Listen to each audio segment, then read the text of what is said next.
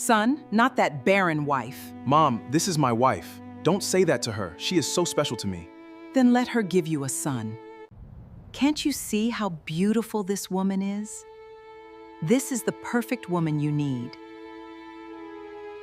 She will give you a son, not that thing you called your wife that showed up at your house with another man's baby in her stomach. She showed up at my son's house with another man's baby in her stomach. That's what his mother told everyone. That's the lie that almost destroyed everything. Damon Okafor had been married to Nyla for 8 years. 8 years of doctor visits, 8 years of negative tests, 8 years of his mother, Renee, sitting across from Nyla at family dinners with eyes that said everything her mouth refused to say. Tonight, Renee had stopped being quiet. She walked into their living room with a woman Damon had never seen. Young, tall, smiling, like she'd already won something. Damon.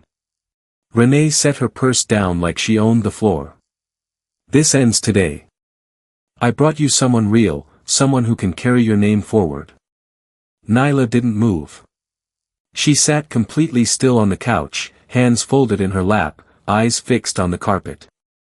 Damon looked at his mother, then at the stranger, then back at his mother. Get her out of my house, Mama.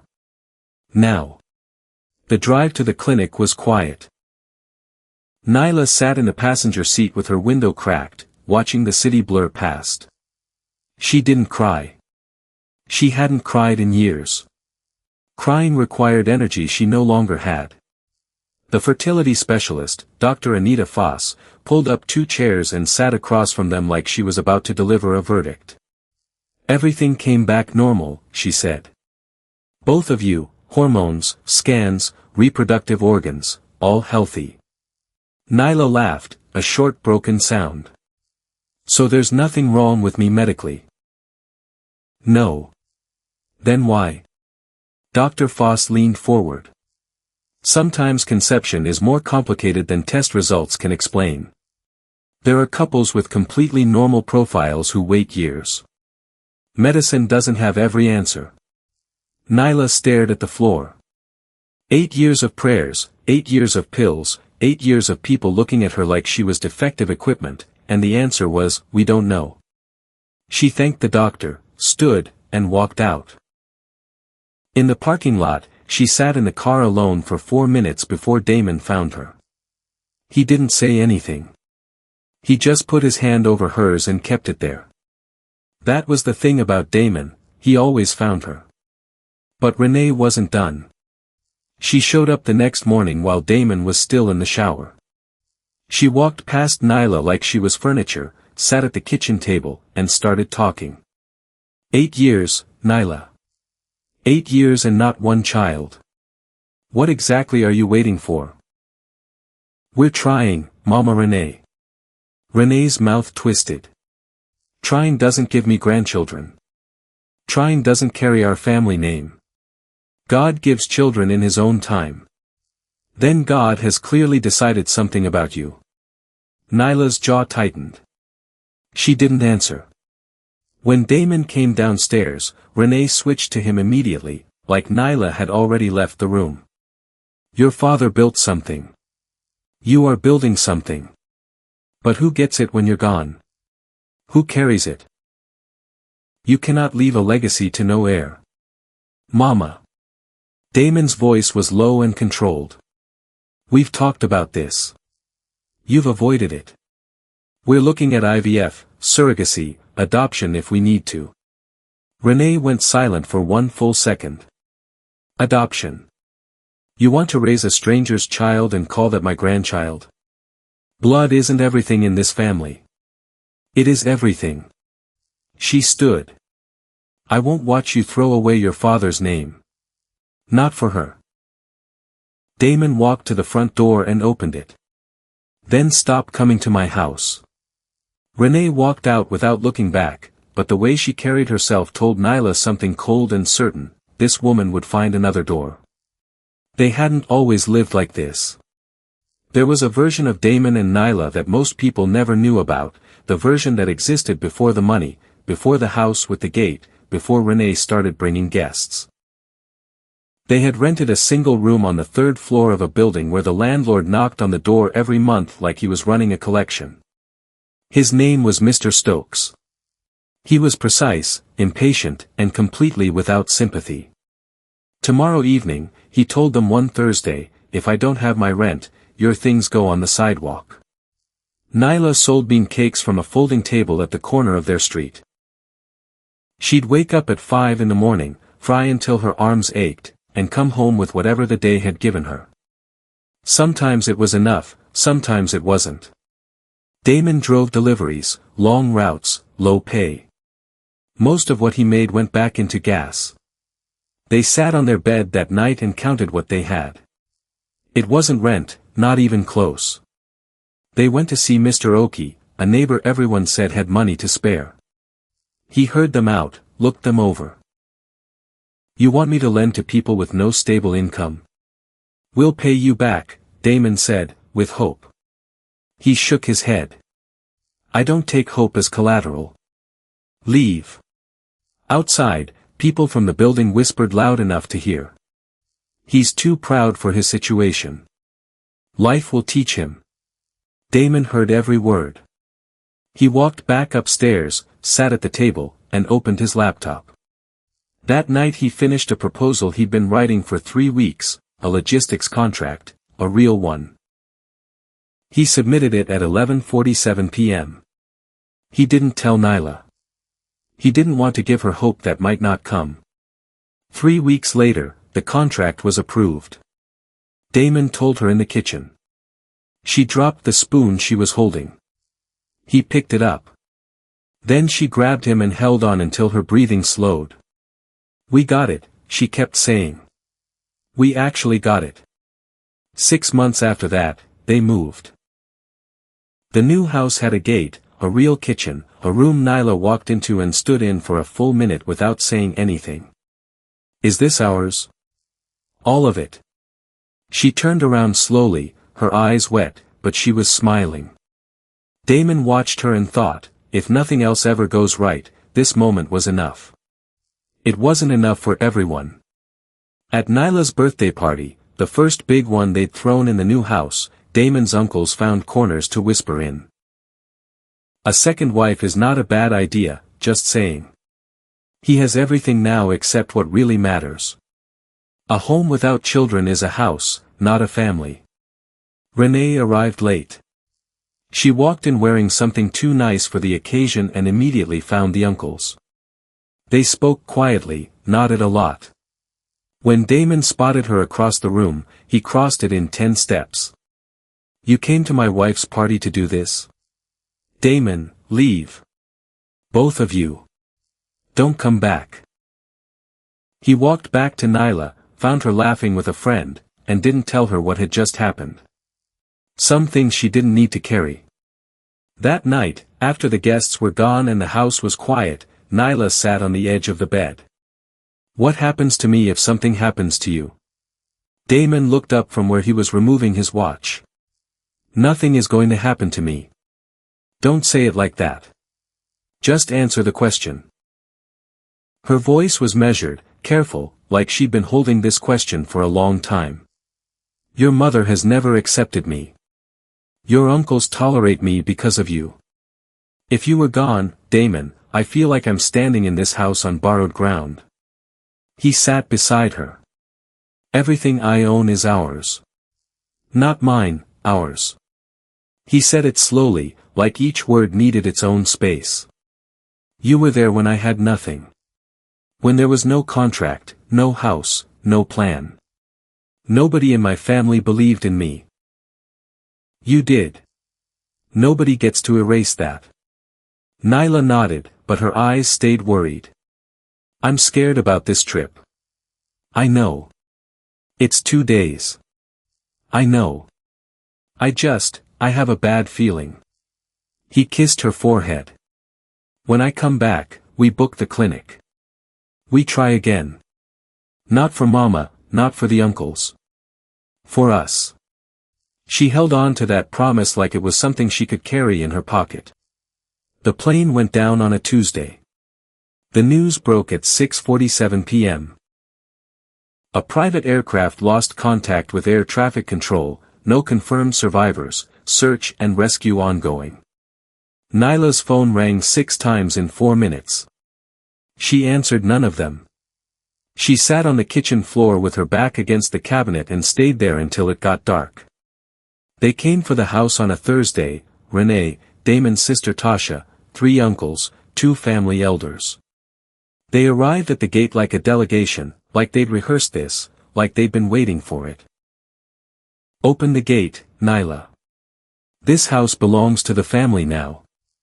Nyla heard it from inside. She heard her name said like a trespasser's name. The housekeeper, Mrs. Pete, found her in the hallway. Madam, they are outside. What do we do? Nyla stood there for a moment, then said, Open the gate. She walked out to meet them. You have no place here, Renee said. Her voice was calm, that was somehow worse than shouting.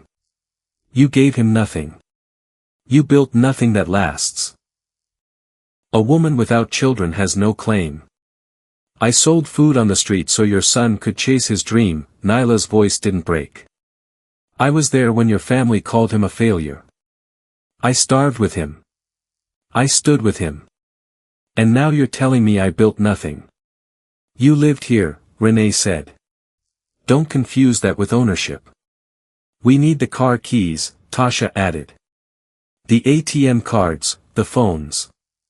Nyla looked at her, then at Renee, then at the uncles standing behind them like muscle.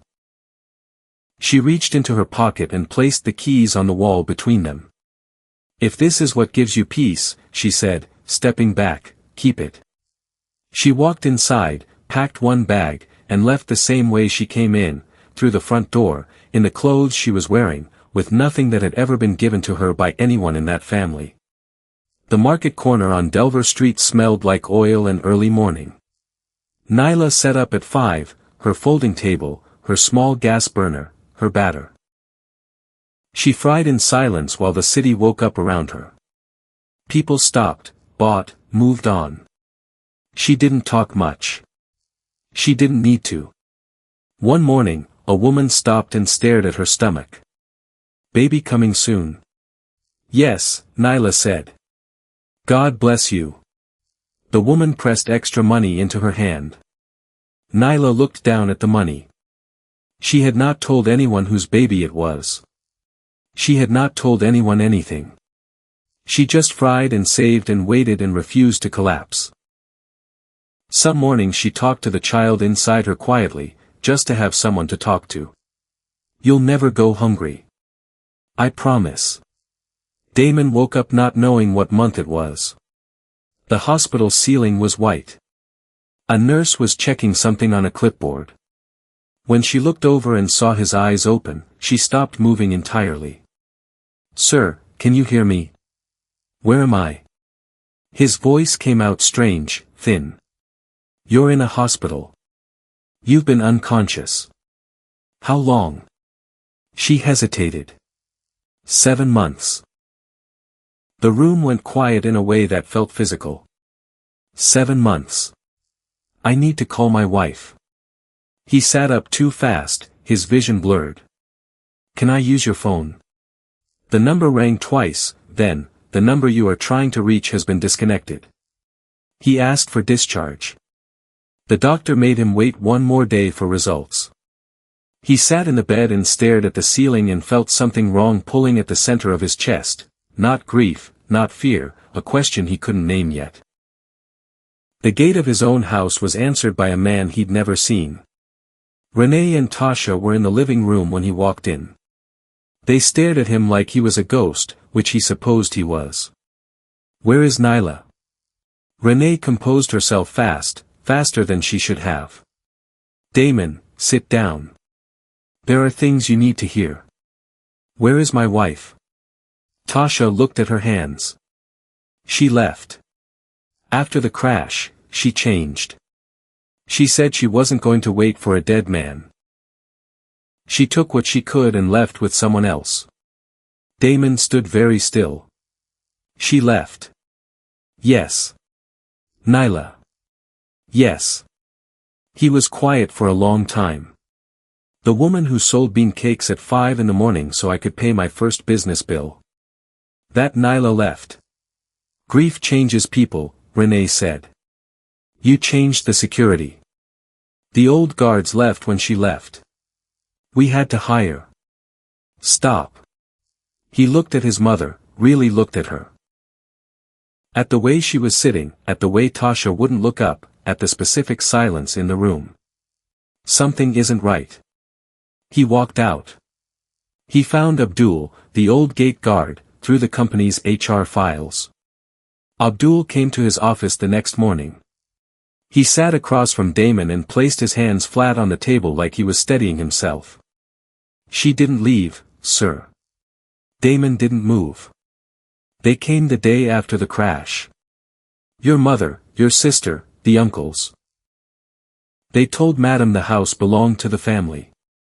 They took her phones, her cards, her keys. Abdul paused.